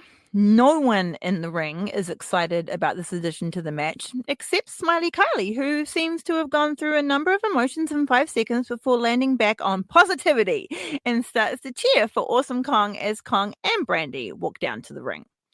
Apparently, this is all legit, and our 3-way is now a fatal 4-way. Awesome Kong's entrance music in AEW is 8 million ways, and it's a banger, to be honest. I can't get it out of my mouth, but it's a banger. Nyla and Awesome Kong haven't taken their eyes off each other. All 3 women dogpile onto Awesome Kong, but she easily fights them off. Rose steps up, but is eventually sent through the ropes to the outside. While DMD and Ray try desperately to overpower Kong, it's not achievable, and both go flying in opposite directions. Kong runs at Dr. Britt Baker, who manages to pull down the top rope quickly, causing Kong to fall to the outside with a massive thud. Smiley Kylie tries to get a sneaky quick pin on the doctor, but she's like, yeah, nah, and kicks out at 2. Kylie does her power pose, and the 2 women start to try and take each other down. DMD would be the one to get the pin on Ray, but Kylie kicked out with a vengeance at 2. Dr. Britt Baker decided to try out Kylie's power pose for herself, but it didn't seem to have the same effect on her. I think she was doing it a little wrong, to be honest. It is one-on-one for a while between Dr. Britt Baker and Ray. DMD has been doing good work keeping Awesome Kong and Nyla Rose on the ground while they lock up. DMD fucks up, though, when she goes to splash Kong on the outside, because Kong is just able to yoink her out of the air and stops all of her momentum. Ray has been watching this all go down and flies at Awesome Kong, who is still holding Dr. Britt Baker, and she gets both of them down with a tope suicida. Suicida? Suicida. Brandy's like, damn, that was cool. And we get a nice little replay. Ooh, that also brings to mind, like literally just now, when AEW first started doing Dynamite and shit, those cunts were the stingiest motherfuckers with replays. I'm like, where is my replays? Like, hello? Don't make me like stop the show and like rewind. What if I'm watching like live? Oh, and this brings me to another sidebar. Triller TV, sort your fucking shit out with the app, because every time I go to like whoopity whoop around and like skip through like the little things, you like glitch out, take me backwards, do this weird like little repeaty thing, and it's like, come on, simmer, all right? Okay, sorry, completely off track. But AEW now are much better with their replays, I have to say. Thank you very much. Rant over. Nyla Rose was the only one to escape the tope and tried to take advantage by targeting Smiley Kylie Ray. Nyla pins Ray, but Kylie kicks out. After some more fight from Kylie, the Native Beast does an amazing spine buster on her, but it is not enough to get the 3 count. Kylie is hard to keep down. Baker's back is... Oh, no. Baker's back. Not Baker's back, like her actual back, like her physical self is back in the ring and runs at Nyla for a sling blade that absolutely connects. Goes for the pin, but is unsuccessful. DMD clocks Awesome Kong, who is trying to get back into the ring again, and Kong tumbles back down to the mats outside. Smart move, but Nyla just comes in and destroys Baker with a flurry of power moves. Once Nyla is done with Baker, she pushes her out of the ring with her boot. Kylie Ray now finds herself in serious trouble, and Rose puts the smiling one onto her shoulders. Ray does an excellent shimmy, though, and ninja rolls Nyla into a pin. Baker has to throw herself onto them to break it up even. Everyone in the ring is down. Awesome Kong is still nowhere to be seen. Nyla gets to her feet first and jumps up to the top turnbuckle. DMD, seeing what's about to happen, leaps to her feet and starts laying forearms into Nyla. Smiley Kylie finally gets up and she joins Baker on the onslaught to Rose. What both of them hadn't realized, though, was that Awesome Kong had finally gotten to her feet and she was now in the ring with all 3 of them. While Ray and Baker are standing on the bottom rope, busy with Nyla trying to get her into the perfect position to what looks like was going to be a massive suplex off the middle rope, Awesome Kong slips underneath Baker and Ray, pulling all 3 women into one giant powerbomb and rocks the whole arena. The crowd has gone bazonkers. Awesome batters DMD on the outside for a while before getting her up onto the apron, threatening to put Baker through the ring with an awesome bomb. DMD successfully wriggles out of danger and super kicks Kong to the floor, who then is immediately speared into the steel steps by Nyla. Both women are just dead on the floor now. It was a vicious spear by Nyla. She just fucking came out of nowhere and just padunk. It's awesome. Now it's just Ray and Baker left in the ring. Baker tries a cheeky roll-up, but is denied when Ray kicks out at 2. Both women then ramp up, and it's a flurry of offense, with neither woman being able to get the upper hand. Baker gets a great spinning lariat shot to Kylie's face, and she's hindered enough for DMD to get a nice little swinging neck breaker and pins Ray to the mat. Ray is not out, though, and powers out at 2. But fuck, it was close. After a small breather, Baker runs at Kylie again, who is just getting to her feet. After a beautiful block by Kylie Ray, though, she pulls off an insanely impressive power move, and she deadlifts Baker over her head for an impressive German suplex into a pin. Baker is high on her shoulders, and it's the leverage that allows her to get out of the pin before 3. But that was also a real close one. After feeding off the super loud crowd, Kylie full steams it at DMD, who delivers a super kick so powerful that it knocks Kylie's bow right out of her hair.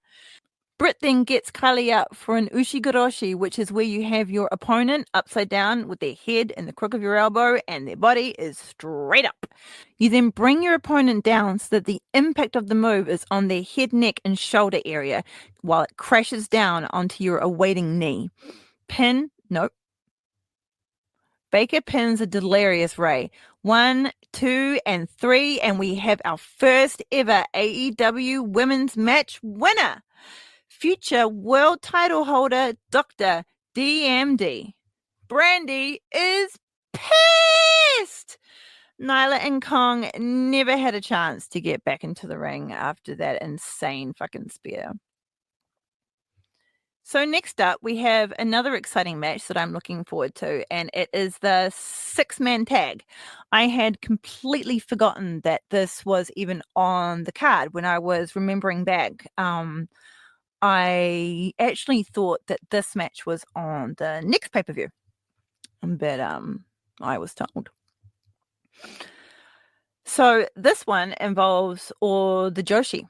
Riho and Hikaru Shida end up wrestling in AEW quite often. We had Ryo Mizunami on Dark a lot. Her and Layla Hirsch even teamed up a couple of times, and I was in heaven because I personally think that Layla Hirsch and Ryo made a fucking amazing tag team. Like, their strength and style and also like their personality like really complemented each other. Like, Rio reminds me of if Yano and Okada had a baby and it was Rio Mizunami. Yeah, it was really, really fucking cool. But I think COVID fucked that up and like Rio had to go back.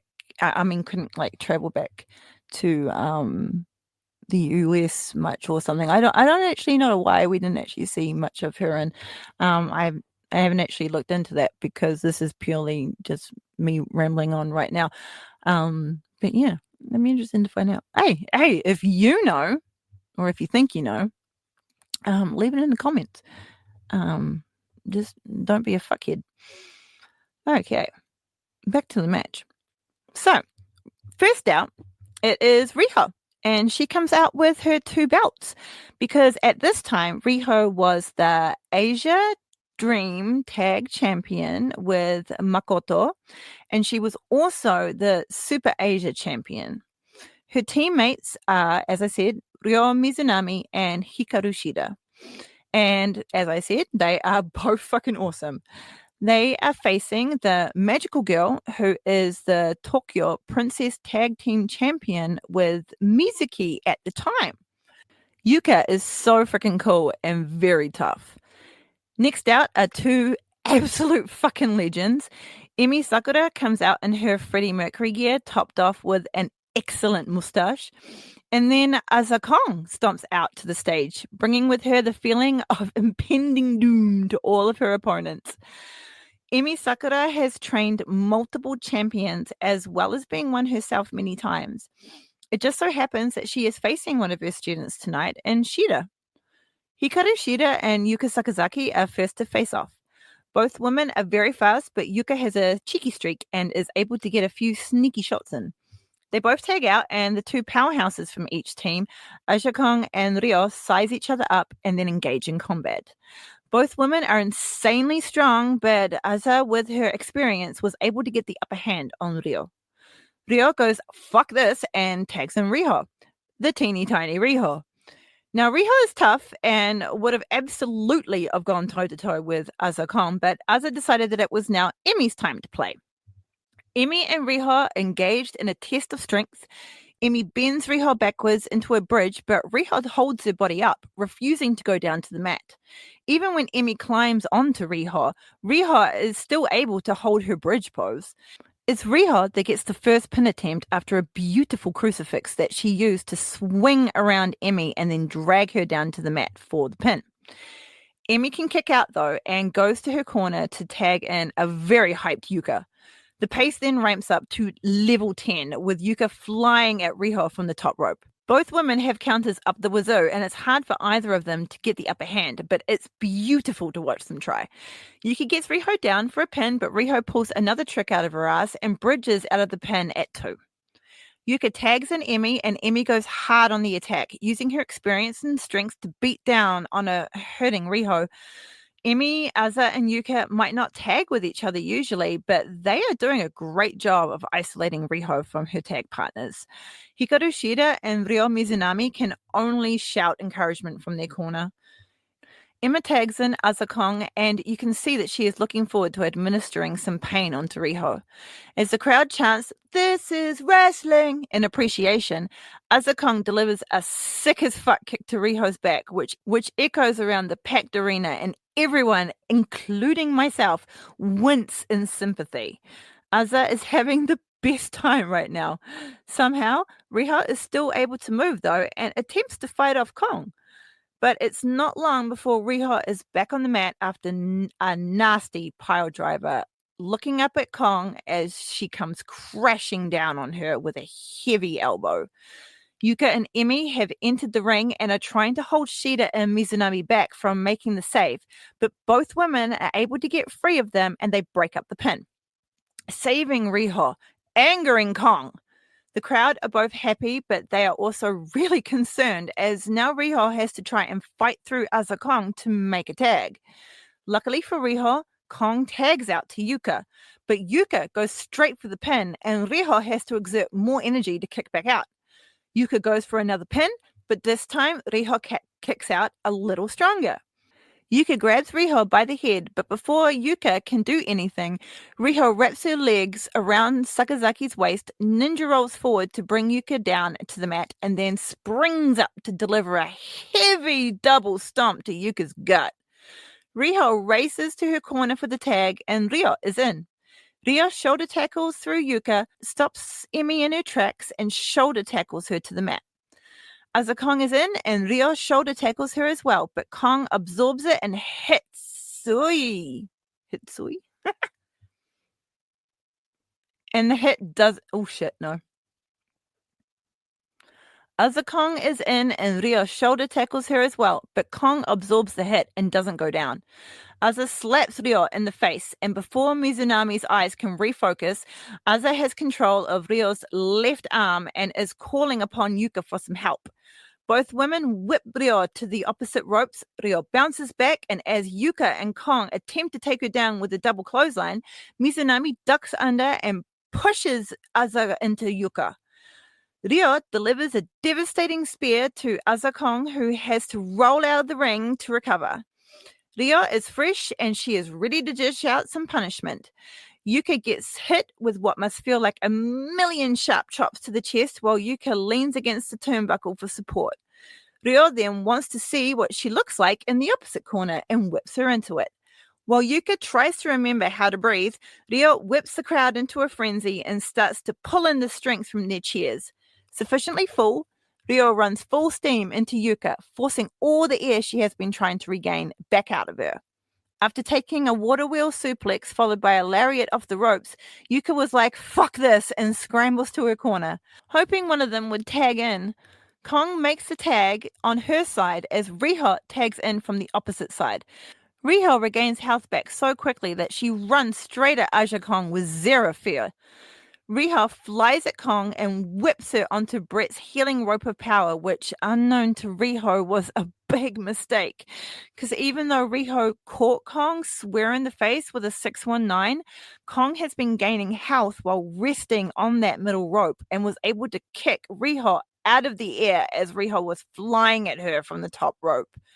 Riho hits the deck like a sack of spuds.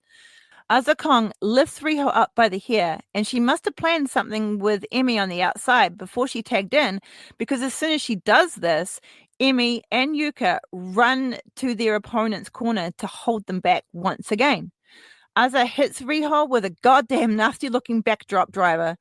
When you watch this match, you will see why Riho is so fucking good, because this woman is made out of liquid metal, and she is like the size of a toothpick. With her teammates being held back, Aza puts Riho in a pin, but Riho is so indestructible, and she throws her entire body into the kick out and gets out at motherfucking 2. Serves Kong right for the lax cover, to be perfectly honest. Hikaru Shida and Yuka are fighting on the outside. Ryo's been hit with a few stiff shots from Emi. Riho's still laying on the mat, so Azakong decides to head to the top rope for a self-backdrop elbow. But all she finds is the mat, as Riho's managed to roll out of the way. Riho can finally make a tag and find Shida ready and waiting on the apron. Shida instantly starts attacking Kong, but it's tough to get the upper hand. Shida finally does get the upper hand with a step-up enziguri, but has her momentum taken away by a kick from Emmy as she bounces off the ropes. Ref Aubrey has caught Emmy in the act and reprimands her for her illegal interference. While the ref is distracted, the Oni in the sweet girl skin, Yuka Sakazaki, throws the metal bin that Kong had brought with her to the ring to Kong and motions to Kong to bash Shida's skull in with it. Kong loves this idea and goes to do it, but thankfully for Shida, she sees the blow coming and is quick enough to scoot to the corner where her trusty kendo stick lays. Now, armed herself, Shida squares up to Kong. Kong raises her weapon and the two clash together in the ring. Ref Aubrey is far too busy arguing with Rio and Emmy to notice that the match she was officiating had suddenly gone rogue and became a hardcore match behind her, and multiple weapon shots were taken by both competitors, ending with Shida taking a sickening headshot from Kong with the metal bin, and Shida hits the fucking deck. Ref Aubrey is still completely oblivious. I would check her pockets after the match for cash if I was you. I bet there's a few 20s that was stuffed in there. Azakong makes the tag to Emmy and Aubrey yells, "Tag!" like everything's still legal, and Shida is not currently lying face down dead in the middle of the ring. Emmy ramps up the crowd with her we will rock you stomp, which brings Shida back to life, and Hikaru attempts to get to her feet. While the entire arena rumbles with stomps of everyone in the attendance, Shida crawls to the ropes and tries to catch some breath on the corner. Unfortunately, though, Hikaru Shida doesn't know about Brett's healing rope of power, and she's leaning on the bottom rope instead. Emmy runs at Shida and gives her a stiff body press. Shida crumples to the mat, but Emmy's not done. Sakura pulls Hikaru up in a double underhook backbreaker. The strength, the experience, and the knowledge of Emmy Sakura makes her so fucking difficult to beat. But this just seems to piss Shida off instead of taking her out, as Sakura had planned, and Shida gets to her feet and hits Emmy square in the chest with a nasty forearm.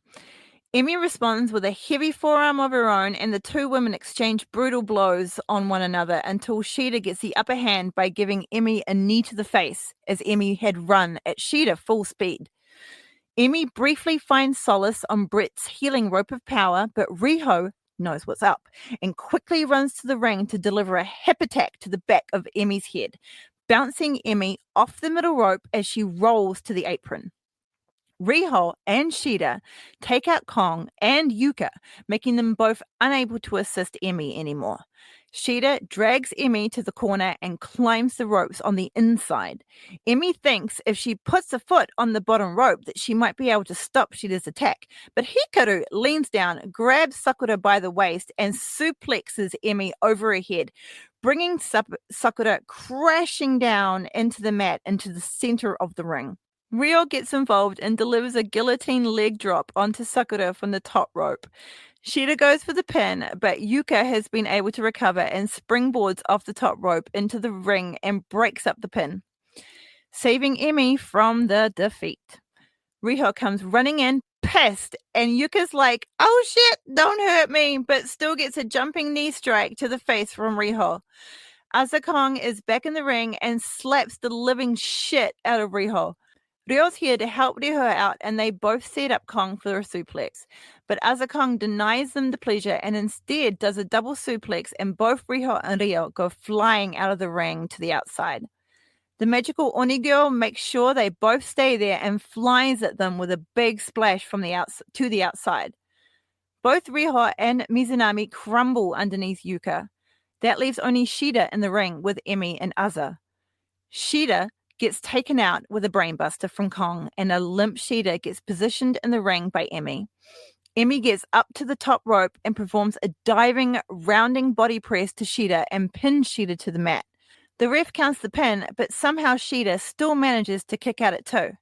Now this is where we really get to find out where the bribe money went. Even though the ref clearly hadn't counted to 3, we still hear the ring bell go, signifying that the match had been won, but it clearly had not been. Ref Aubrey stood her ground against Emi Sakura and the corrupt bell person, denying them of the 3 count they tried to swindle. Even the sound person got confused, but Ref Aubrey was not. She made the count. She was the closest to the action. Her word is law. The crowd starts to call out the bell ringer, calling them out for their attempted deception. Kong can't believe it didn't work, and Emi is pissed. Kong can't believe it didn't work, and Emi is pissed and manhandles Shida while holding onto Shida's hair.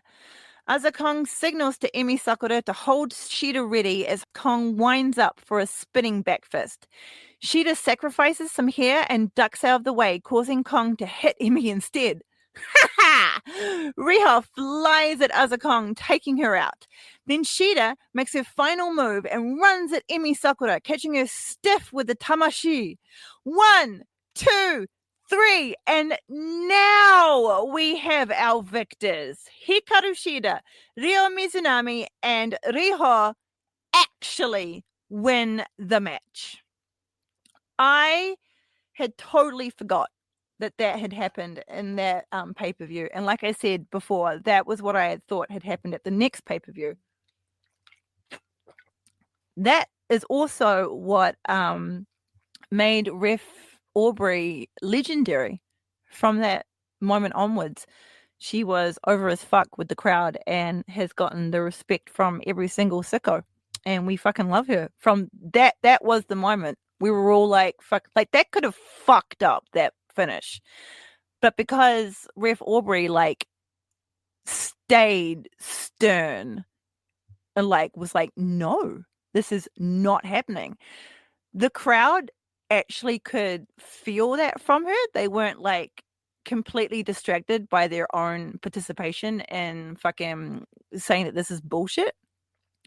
And they like fully responded to be like, oh, fucking shit. Like, yeah, fucking Aubrey's word is law, man. Fucking y'all all fucked up. That wasn't anyone in the ring's fault. That was purely a you problem. So, yeah, legendary fucking moment in women's wrestling of AEW. So this is the moment that I was referring to at the beginning, that I was really, really stoked that we got to see Brandy Rose again. And I get to now tell you why. So we get to see Brandy Rose again when she comes out to the ring with her husband. There is a familiar looking throne on the entrance ramp for some reason, and the Rhodes stop and stare at it. For a moment, Cody goes up to it and takes a closer look at this throne, which has skulls on top of it. Slightly familiar, maybe? Perhaps checking to see if a certain Tra has left a contract hidden under there, maybe. It wasn't. And the Rhodes turn away from the throne, seemingly bored by it, and walk down to the ring. Brandy Rose walks with purpose, and when they both get to the ring, after unzipping her husband, Mrs. Rhodes goes and grabs something from underneath it. Brandy then hands to her husband a big old sledgehammer. And the crowd literally jizz in their pants. Cody Rhodes walks back up to the ramp with absolute purpose now. Straight to that throne, and after a dramatic pause, he raises the sledgehammer above his head and smashes it down onto the throne.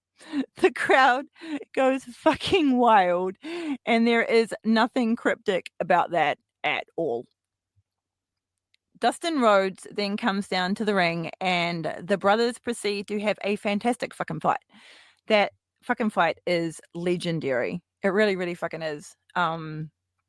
It was just so goddamn good. The storytelling, it's absolutely amazing. Fucking Dustin ends up pissing with blood, And by the end of it, like, they take you on such a fucking journey. You're exhausted, but that's men's wrestling. Fuck men's wrestling.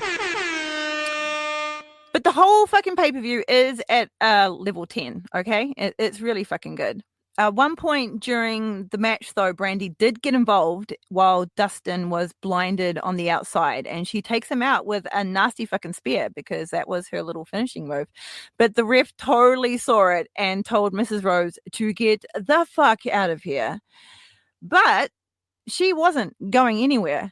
And as I have recently been told, heels are like, what's the word? What's the word am I trying to think of? They are immune to the ref sending them to the back unless they power up with their little spinny arm move.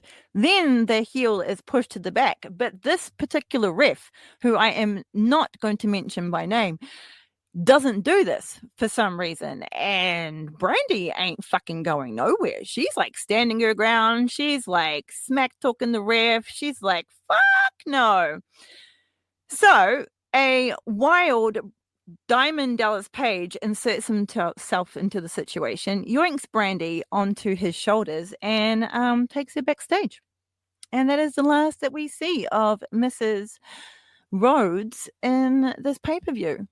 I don't think she comes out at the end. Yeah, no, she doesn't. It's just this whole, oh my God, did you just murder your brother kind of moment, and the ring is covered with blood, and it's fucking cool. It's a great fucking pay-per-view. Really is. Bravo. And that was the first time we see AEW programming. It's really fun to watch because it's also slightly different than how they do things now. Like, you can see like, oh yeah, there's like some production things that aren't quite as on point, especially when you come from something as overly produced as WWE stuff was, especially when I was watching it. The WWE was still doing that really awesome thing of like physically moving the camera backwards and forwards, like forward and back. It fucked me off. Fucking hell. Another WWE rant. They used to fucking like cut edits like all the time, like bang, bang, bang, bang, bang, bang, bang, bang, bang. It's like, fucking just let the fucking match breathe. Anyway,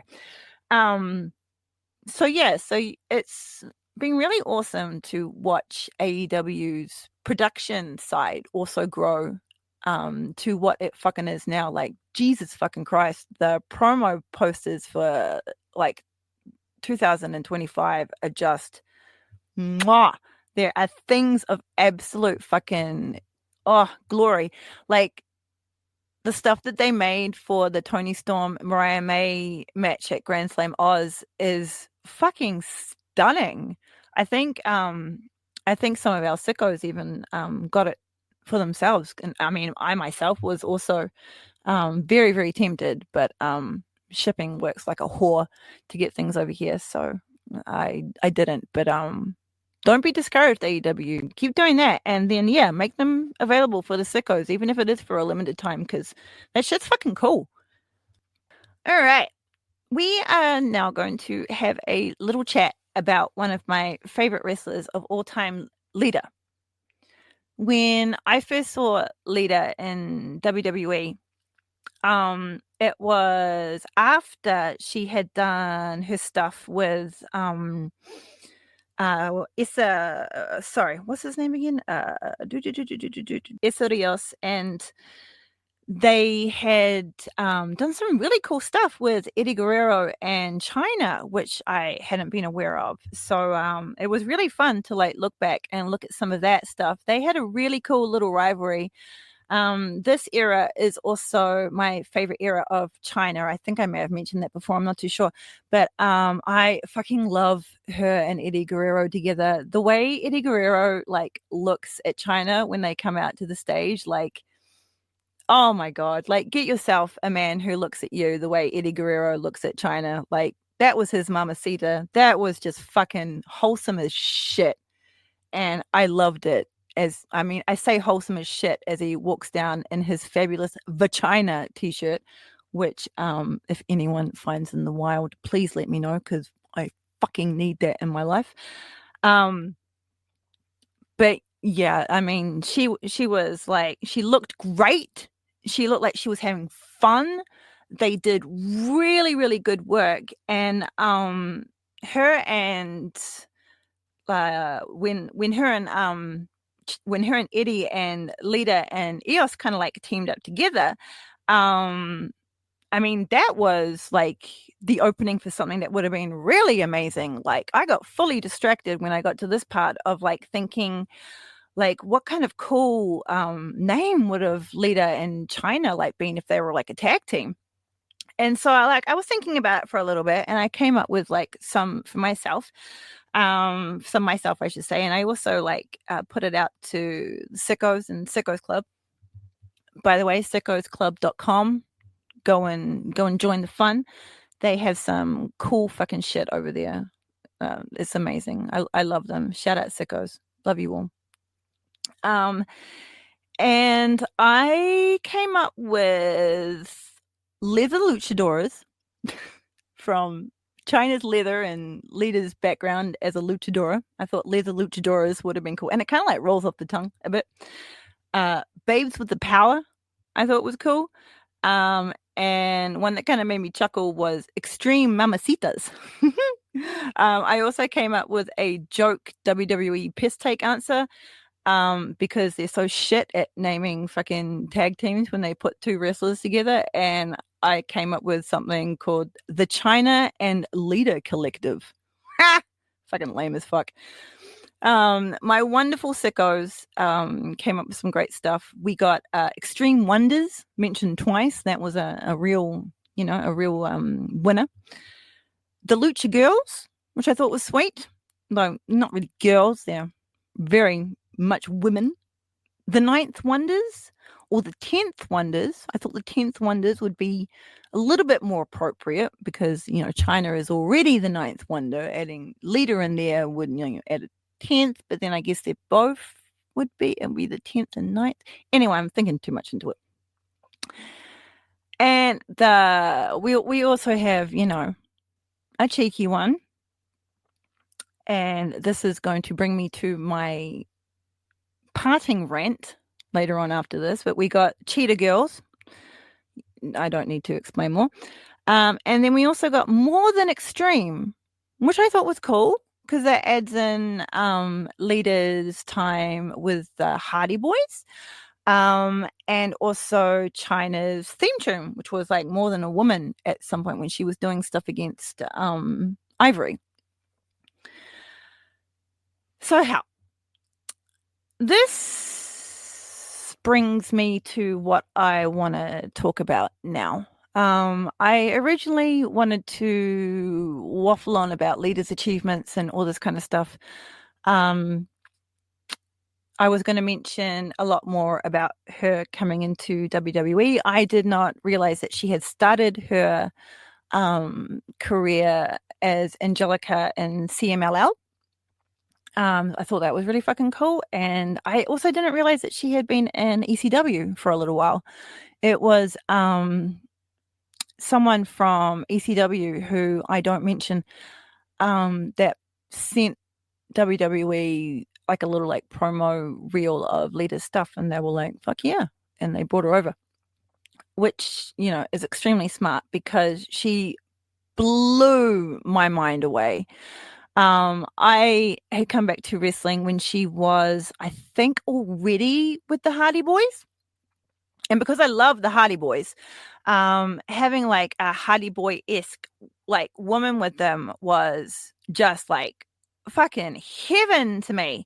And she had that really cool red hair. It was the color that I really wanted to dye my hair at the time. She wore like the real like Y2K kind of clothes. She didn't give a fuck about getting physical in the ring. She had her G-string of power. It was like unstoppable. Like she was absolutely unstoppable. Like when she first hit like a Hurricane Rana onto I can't remember who it was, but it was some dude. I was like, holy shit, she fucking took out a guy. This is what we're talking about. Yeah, I was really, really super stoked. And like, I was dreaming of like what this would like form into, you know? It's like, yeah, fucking more women like China and Ivory and Lita and all that kind of shit. Like, yeah, let's really go. And Jacqueline. And I think Luna had gone by then. And even I think Jacqueline, oh, actually, I'm not quite too sure. I can't quite remember when Jacqueline left WWE. But yeah, I was really, really looking forward to like more momentum of that kind of stuff. Like, 'cause she was really, really fucking good. And I'm kind of in a way, I'm kind of annoyed that I want to address this instead of deep diving into some of her matches, but they're all out there. You've really all got to go watch them. It would be really, really fun, like later on in like another episode to like come back to Lita, like maybe with like a guest. I have, you know, someone in mind who I know is listening to this right now who's a big Lita fan. We could have like a nice, fun little chat and like get real in depth about her matches and stuff. But I need to get this off my chest right now. Okay, this is fucking serious, and I believe in this wholeheartedly. Talk to anyone about Lita. Mention anything about Lita in 2025, and without fucking doubt, one of the top 5 things that will get mentioned is her cheating on Matt Hardy with Edge. Edge was cheating as well. I do want to point out though that the difference between Lita's cheating and Edge's cheating is that Edge was cheating on his wife. He was married to Val Venus's sister. And I mean, Matt Hardy and Lita were just boyfriend and girlfriend. Not saying that there's anything less of a commitment in there, but Edge cheated on his wife. Now, I'm not saying let's all go pound.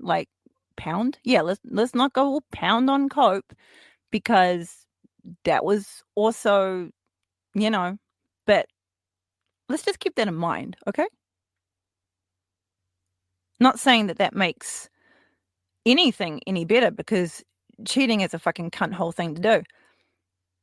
But it was only Lita that was getting publicly dogged about it. Even in the storyline, it was all Lita's fault in storyline. It was all about Lita's betrayal and Edge's betrayal of his friendship with Matt Hardy. I mean, I can't remember if like the Brood and I don't think the Brood and the Hardys were like on the same page or anything. I think they were still rivals. So yeah, I don't, but people were still talking about like the fact that there was like a real life friendship going on, and brought it into the storyline. And it was only ever Lita. Lita has had to live out the rest of her fucking iconic career with people constantly bringing up the fact that she's a cheater. She cheated. She's not a cheater, but she cheated on someone that you don't fucking know, apart from on a television fucking show. It was between the two of them. Your heart didn't get broken.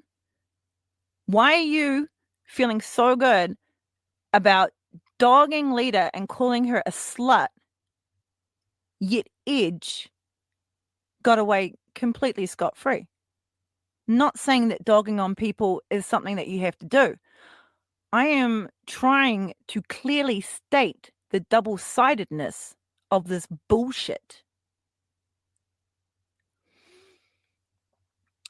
And people still don't let it go to this day. Like I said, like in 2025, people are still bringing up, you know, that Lita cheated on Matt Hardy. Yes, hearts were fucking broken, but 2 hearts were fucking broken. And an amazing goddamn storyline came out of it as well. I mean, apart from that fucking live sex show in the middle of the ring. What the fuck was that? That was a bit wrong. Ugh. I mean, even I was like, oh God, guys, like, put it away. I really don't want to see Lita and Edge get all blah, blah, blah, blah. was not cool. They were very tonguey. Not nice. But yeah, that really, really fucks me off that still is a high thing in people's minds today. I mean, I guess like now I'm sitting on it like as no, I'm not even gonna go down that fucking that little path. We're closing the gate on that path. I am going to get into the point that I really, really wanted to put into perspective for everybody. Okay. This affected me as well, as I was also a big fan. And I'm not saying that people need to be, I mean, basically, this is what I'm not saying. People don't need to be blackballed by their yeah, let's go there. By their mistakes or anything like that in their past. If they're just, mistakes, like we all make mistakes, and this brings me to this. Okay. This is not a mistake. This thing was not a mistake. This act had happened before and it happened again. And the wrestling fans just seem to completely ignore it and not bring it up multiple times. But I'm going to. Stone Cold Steve Austin is a man who ran from the cops for 2 months after being charged with beating his wife, Deborah. Little tiny Deborah. Massive Stone Cold Steve Austin. When he went to court, Stone Cold pled no contest to the misdemeanor charge of beating his wife, Deborah. He only got 80 hours of community service and a $1,000 fine and probation. Stone Cold Steve Austin was quoted as saying, "It's kind of been a drag, but it's over." He is fucking beloved. A man who in real life laid hands on a woman. I fucking loved Stone Cold Steve Austin as a kid. He was my fucking like all time, like, oh, I fucking loved him. I had the t-shirt. I went nanas. Like, he was the best. He was the best thing in my mind that had happened to wrestling. But as soon as I found this out and fact-checked it, that all went away. Every single inch of that went completely out of my head. And I can no longer look at him and not think of tiny fucking Deborah with a visible welt underneath her eye after being physically assaulted by a professional fucking wrestler, Stone Cold Steve Austin, who knows better and knows how to hurt people. She's a fucking tiny woman. What on earth could she have said to you that made you think that hitting her was appropriate, and then you fucking run? You don't even take accountability for it. You run. I don't care if drugs or alcohol are involved. I have been on drugs and alcohol a million times. People have said shit to me that has pissed me off, but I have never fucking hit anybody. Wow. That got heated. I got really mad about that. Whew. But that's what I wanted to say.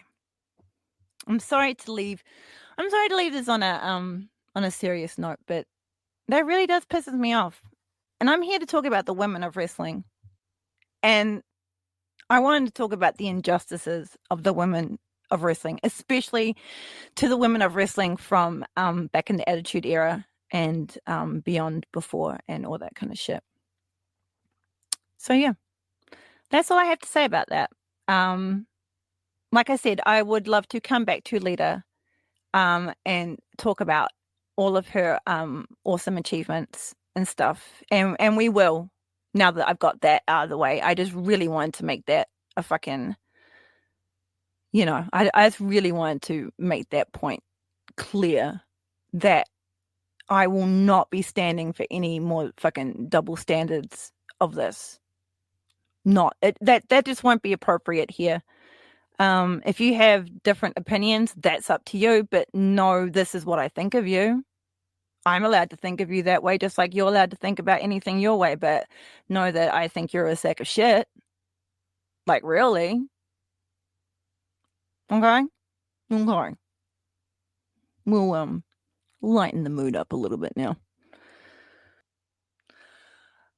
Okay, everyone. Now that we've got all that serious stuff out of the way, I really hope you've enjoyed this episode of Don't Call Me Diva. I had a fuck ton of fun putting everything together and then talking about it with you. Like putting my little asides in there and everything. It's a hell of a lot of fun. I really do love doing this. Revolution, March 9th, people. Let's get to it. Excuse me. You can watch the pre-show on YouTube. There's like a whole bunch of like rundown and stuff. So if like you're not like up on what's happening or anything like that, they fill you in on everything. You get to see the wrestling aunties, RJ City and Renee Paquette. You will probably have to put up with Double J. I'm sorry, that's not my that's I have no control over that, so apologies for that. But we all just have to sit through that. It's all good. They usually have like really good matches on 0 Hour as well. So just because it's on YouTube doesn't mean it's worth skipping at all. It's really, really great. And a good way to like kind of like also see if this is your first time thinking about buying a pay-per-view, whether or not you want to or not. I recommend it though. It is really going to be fucking cool. There are a whole bunch of matches that I'm not talking about because we're just talking about the women's stuff here. But if we literally just look at the women's stuff that we have coming up, it's gonna be amazing. Like Momo Watanabe and Mercedes Moné is just going to be, whoa. I mean, I'm hyping it up, but that's because I already know that it's just going to be fucking cool. I really cannot wait for you all to see what these two are going to get up to in the ring. And then we have Timeless versus the Woman from Hell. What kind of Woman from Hell are we going to get? What is, what's Tony's state going to be in? Like, what the flying fuck is going to happen? Like, anything could happen. Is this the end? Is this the actual Hollywood ending? Are we going to get a sequel? Are we in the sequel? Fuck, who knows? But anyway, everyone, go get ramped up for Revolution. Talk about it. Join Sickos Club. Meet us on Threads. Hit me up. Bix_Bastet at Threads. We can have a fun time and talk shit. And yeah, commit to the bit. It's always fun.